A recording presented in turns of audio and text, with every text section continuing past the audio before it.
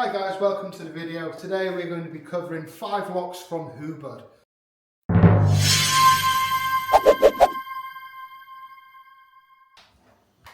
So with the 5 locks, first of all we need to establish the reference point. So from here, you're going to go block, clear, and then you're going to turn your hand and then grab the wrist. Right, so it's going to be my right hand grabbing his right wrist. Okay. So we go here and then we turn and grab. Okay, this will be the antecedent for all our locks. Here. This way. So let's cover the first lock. So the first lock is one of the hardest ones to actually pull off, but it's one of the first ones I like to show, is the wrist lock. So from here, we start Hubud, we get into the reference point, which is here, and we go little finger to little finger, and then we grab the back of the hand, and then we rotate it, having thumbs together, a little bit like a bird here. Be careful not to put too much pressure on the wrist itself. You want to control the hand, and it's a wrist lock, so you're not grabbing the wrist, you're grabbing the hand.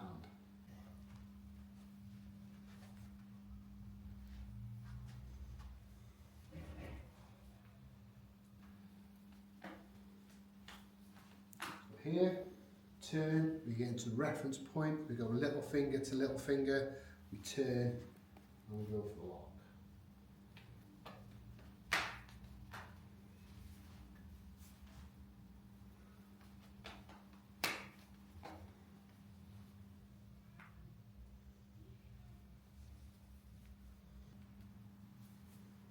And there's a couple of ways we can execute the wrist lock. You can take your back leg behind you in a curving step and allow your opponent to drop into that space. Yeah, turn and then drop them into here. Or you can bring the wrist block back to them and then kind of having this wrist lock going backwards. You either take it off to the side or to the opponent.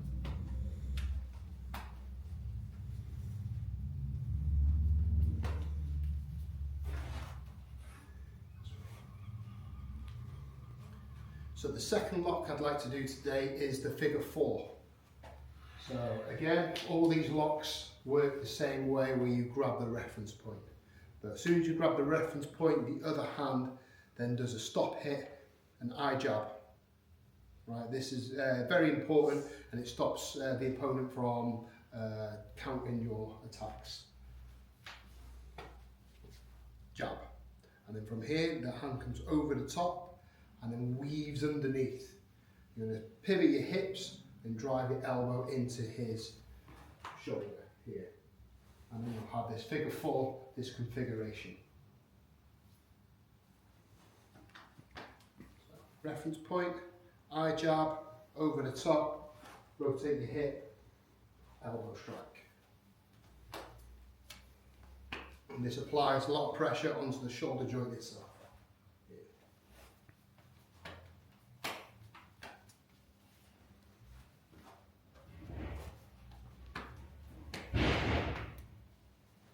Here, underneath, over the top, grasp onto your own elbow here, and then turn. One more. So the third one we'd like to do today is going to be a wing lock. So again, we get into this reference point, and then the way I like to set it up is I like to slap the back of the head, slap the front of the groin without making too much contact, and then wrapping your hand under and over, letting go with this hand, grasping the shoulder, dropping your stance, making it harder, making your base wider, and then drive the knee into the shoulder. Yeah. Slap the back, slap the front, into here, drive.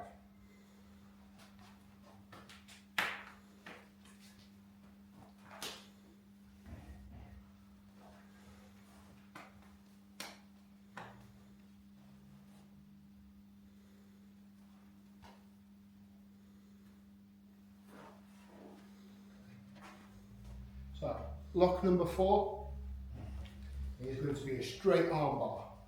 So from here, you're going to get into this reference point, and then you're going to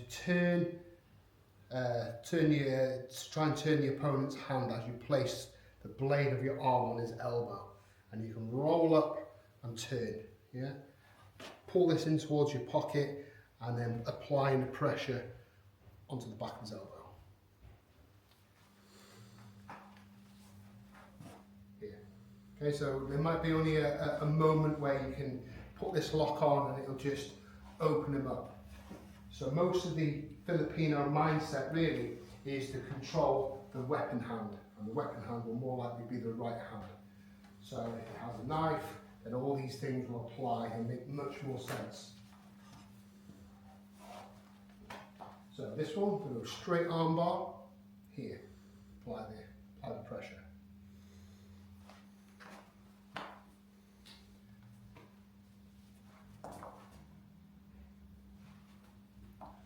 And then the 5th one is going to be, it's not technically a joint, not technically a lock, but it is more of a wrenching motion.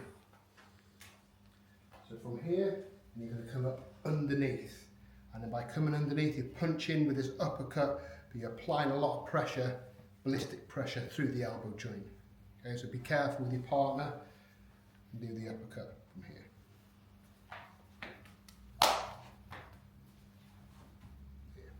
Oh, and then you can do this in different combinations, open them up and finish them off, but this is just an elbow wrench.